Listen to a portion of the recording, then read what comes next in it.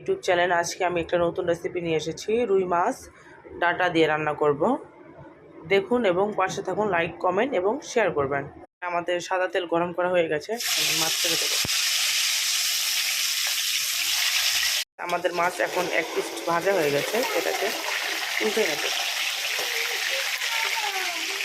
এই তেলের মধ্যে দিয়ে দেবো 2টো শুকনো মরিচ আর একটু পাঁচফোড়ন। যে ডাঁটাটা দেবো সে ডাঁটা দিয়ে ভেজে নেব। গাইস, আমাদের এখানে ডাঁটা সুন্দর করে লাল করে ভাজা হয়ে গেছে।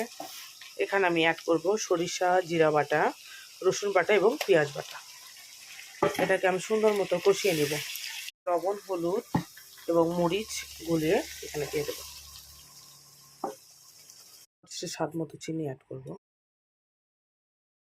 চিনি আমার মশলা সুন্দর করে কষানো হয়ে গেছে।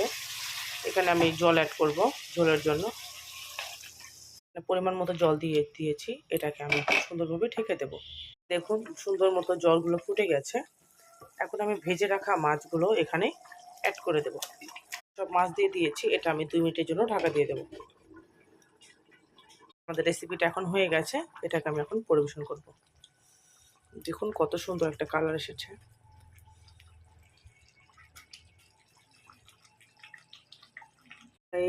আমাদের রেসিপিটা এখন পুরোপুরি হয়ে গেছে। এটাকে এখন আমি পরিবেশন করব।